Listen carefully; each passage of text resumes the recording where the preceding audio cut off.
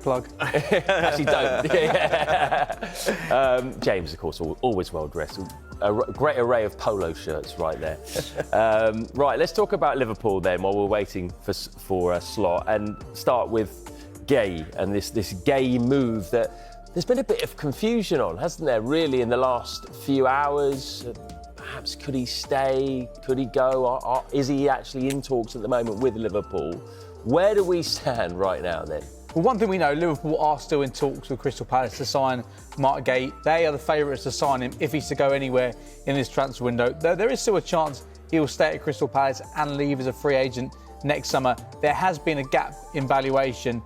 From the Palace perspective, they don't want to let their captain go on the cheap, but they are aware that they probably need to do something this summer, whether it's get him to sign a new contract, which seems unlikely, or there be a conclusion. That's one thing Steve Parrish said on Sunday. There needs to be a contract or a conclusion of some sort. A conclusion would be selling Mark Gay.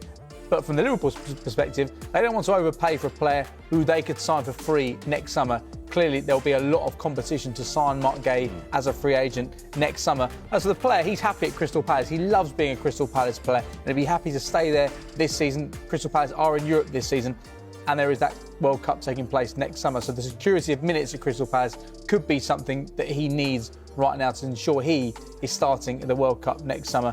At the same time, though, if the two clubs could agree a deal and they could agree a fee, then he would be happy to discuss terms. At the same time, we've got multiple big clubs in the Premier League and in Europe watching on with interest, thinking if we can get him as a free agent next summer, that would be an incredible bit of business. Yeah. Right, Rob, so if you're in the Liverpool think tank right now and you've got to prepare for the future in terms of your centre-backs, do you fork out 35 to 40 million pounds right now to get Gay, or do you wait till the summer and try and get him on a free? The danger is if you wait longer than 6 months, you are now in competition with a lot more other teams.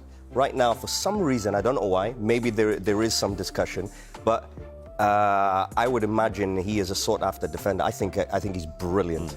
I think he's so good, Gay.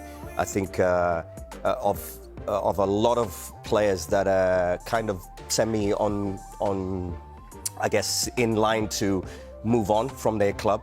He is at the top. For me, if I'm Liverpool, I go all out right now, get him, secure him. The problem with the player is you're going to think, okay, Konate is there, Van Dijk is going to play. Absolutely. Konate is there, very well liked, very, very well improved, much improved. But it is a World Cup year and you go to Liverpool, that's a big, big move. And sometimes you've just got to secure it and bet on yourself. But for me, if Liverpool need to get him, I'm more surprised that there's not other clubs, for example, the Manchester Uniteds, you know, maybe even the Man Cities, the Arsenal. Why those discussions are not? Because if he's got a year left, means you can discuss right now. You can start kind of negotiating right now for a way lower price than what he's actually valuable. He's valued at way more than what you'll get him for. Well, so I think that's turned down 70 million a few times, didn't they, from Newcastle last year? So he's halved in value. That's what I mean. So the longer you go towards the end of your contract, the less really the club can demand for you. So I think you get him at a great, great price, whatever it is. If it's under 40 million or even 40 million, for me, I'm paying it. I'm bringing him in, securing him, because I think he's one that you look at and think the next few years, we like him and he's going to take us forward. And I think he actually improves Liverpool. So I think for me, take him, get him right now, because I think he's just so good. I think he just adds so much defensive kind of value in terms of, you know, he's so good at reading the game, how he moves, his defending, his speed, his analysing of the game. I think he's very intelligent in how he moves, how he defends.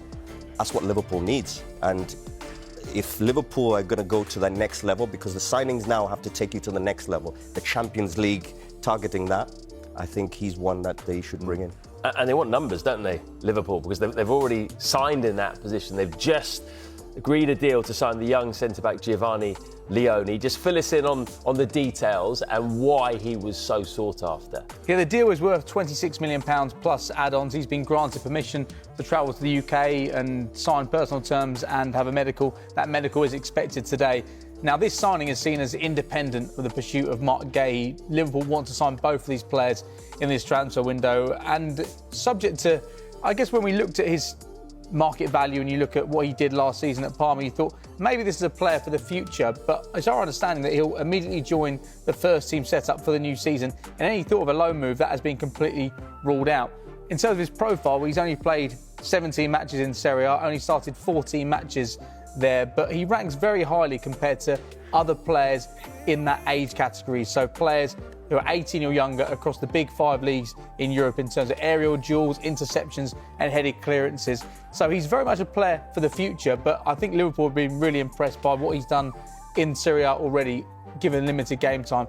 Let's bear in mind, Sampdoria got €5 million for him from Parma last summer. He's already rocketed up in value because of what he did last season. Very much a player for the future. You wouldn't expect him to get a huge number of Premier League minutes, but Liverpool are in 4 competitions. They want to give him some opportunities, and you think giving him 2 years with Virgil van Dijk, that's what Virgil van Dijk has got left on this new contract.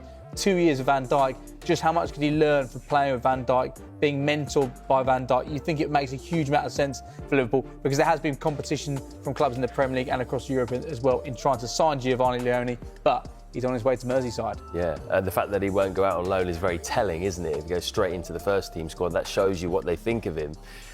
We've got to talk about Alexander Isak as well, of course. Whenever we talk about Liverpool now, we talk about the Isak situation. Just as an ex-player, nothing's really changed in the last few days, apart from the fact that he has said he will never play for Newcastle again, which is quite a significant development. As an ex-player, how do you think he's handled this whole thing? I think it's been poorly handled, to be honest with you, because let's look at it. Newcastle, very likeable club, good club. Isak, likeable player, I think brilliant. And this last year, I think he's gone to right in that top category of world-class forwards. The situation, poorly handled. You could have had the discussions. For me, sometimes the best thing, and this is from experience also, you make mistakes, discussions, you say things in the heat of the moment within the club. There was no need to say that you'll not play for the club again. You can have the discussion with the manager, and when they're in the office, and being in the office lots of times with managers, you can have an honest discussion. It doesn't have to be a fallout. And I think the problem right now is it's been a fallout rather than a discussion, because you can have tough conversations. And in the manager's office, there's tough conversations that need to be had. That is one of them about Isak. Of course, he's tempted to Liverpool. Of course, Newcastle don't want to sell him. But Newcastle can say, well, listen, we don't want to sell you unless it's the right price. Isak, I think he could have handled it better.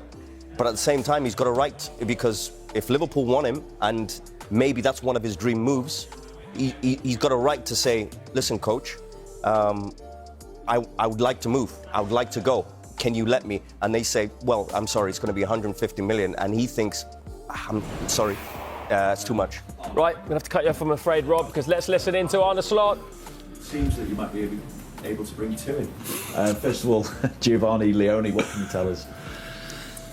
That the clubs have agreed a deal, but he hasn't signed for us yet. So the moment when he signs for us, I can go into more detail. And the other one is, of course, the answer you always get from me. Are you able to talk about that a little bit more broadly now and say what expectation you have of possibly getting hold of Mark Gay? No. No, because he's not our player, and unfortunately he was the captain of the team where we lost against last Sunday. So no, if you want to have any talks about him, you should go to Palace, to Glasner, and ask him his opinion about him. Well, obviously the focus is on the start of your title defence now. So how ready do you feel you and the squad are now going into the start of the season? As ready as we can be. So I think I've emphasised last week on the fact that we've lost 3 or 4 starters, and unfortunately Ryan Gravenberch was not able to play last week and is not able to play this week. So that means that if you exclude the goalkeeper from the 10 outfield positions, 5 were different than the main starters we had last season. And if you then look the quality we bring on the ball, I'm very happy with that. Without the ball, it's 8 out of 10 times, also very good. But the aim at this club is not 8 out of 10 times, it's 10 out of 10 times, and that is the fine-tuning we still need to find defensively. And that went in pre-season one time better than the other one. Against Bilbao, I was really pleased with our defensive performance, because we didn't give away any chance at all, I think, out of open play, but we did concede 2 set pieces. Against Palace, we conceded the main chances we conceded were when we lost the ball ourselves. So it's been ups and downs, where the downs were not so low, but I think there is the main part for us still to improve, which is normal. I think for everyone in pre-season, it's normal that there's still room for improvement, let alone if we not only lost 3 or 4 starters, I think we've lost 5 to 6 players that played quite a lot of minutes for us last season, and we brought in 4 new ones, so then it's normal that there's a little bit of adaptations, but we are definitely ready for the league to start. And taking all that into account, given what you achieved last season and how difficult it is to go back-to-back with Premier League titles, what are your expectations for the season? Yeah, but the reason why that is so difficult lays mainly in the fact that there are so many competitors that can also win the league over here. So to win it once is already very special, let alone if you can win it twice in 3, 4, 5 years, or as we did twice in 5 years, and City did even better than us in the last few years. So that's unbelievable if you're able to do this in this league. And probably this year it's going to be harder than every year before, because every team brings in new